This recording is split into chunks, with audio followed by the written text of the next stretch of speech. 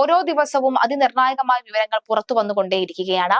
ഏറ്റവും ഒടുവിലായി ലഭിക്കുന്ന വിവരം അനുസരിച്ച് നമ്മൾ എല്ലാവരും അറിഞ്ഞ കാര്യമാണ്, ഈ അഫ്വാൻ ഉമ്മുമ്മയെ കൊന്നത് ആ മാല കവരാൻ വേണ്ടിയിട്ടാണ് എന്ന് പറയുന്നു. ആ മാല കവർന്നതിന് ശേഷം അഫ്വാൻ പണയം വെച്ച് 75,000 രൂപ കൈക്കലാക്കിയതിനു ശേഷം CDM വഴി പണം തന്റെ അക്കൗണ്ടിലേക്ക് നിക്ഷേപിച്ചതിന് ശേഷം അതിൽ നിന്ന് 40,000 രൂപ ഗൂഗിൾ പേ ചെയ്തു കൊടുത്തത് ആർക്കു വേണ്ടിയായിരുന്നു എന്ന ചോദ്യത്തിൽ നിന്ന് ഇപ്പോൾ ഇതാ ഉത്തരം ലഭിച്ചിരിക്കുകയാണ്. നിർണായക വിവരം വരുമ്പോൾ നമുക്ക് മനസ്സിലാക്കാൻ സാധിക്കുന്നത്, ദിവസവും 10,000 രൂപയോളം വിവിധ സാമ്പത്തിക ഇടപാടുകാർക്ക് നൽകേണ്ട വിധത്തിൽ കടക്കെണിയിലായിരുന്നു അഫ്വാൻ എന്നുള്ളതാണ്. പ്രതിദിന പിരിവ് അടിസ്ഥാനത്തിലായിരുന്നു വായ്പകളിൽ ഏറെയും.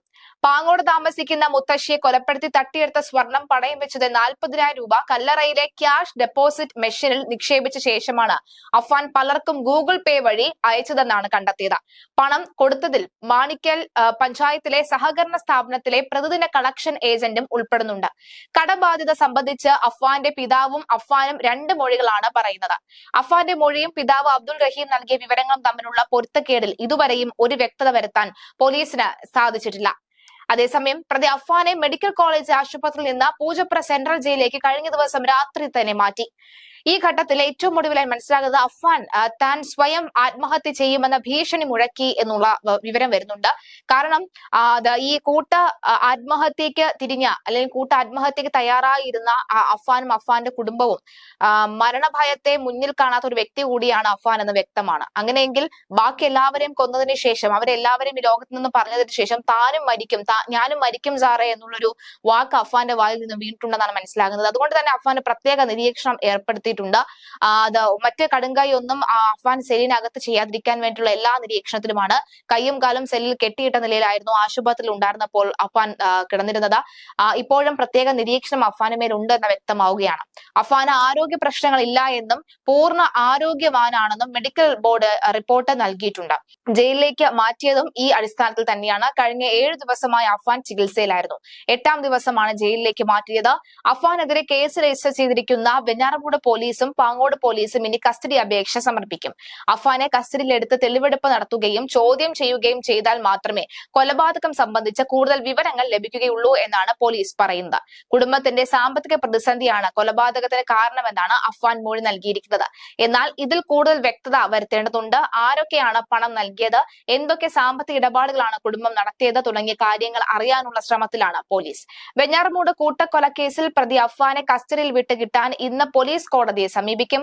പിതൃമാതാവ് സൽമ ബീവിയെ കൊലപ്പെടുത്തിയ കേസിൽ പാങ്ങോട് പോലീസാണ് നെയ്യാറ്റിൻകര കോടതിയിൽ കസ്റ്റഡി അപേക്ഷ നൽകുക. കേസിൽ പ്രതി 14 ദിവസത്തെ റിമാൻഡിലാണുള്ളത്.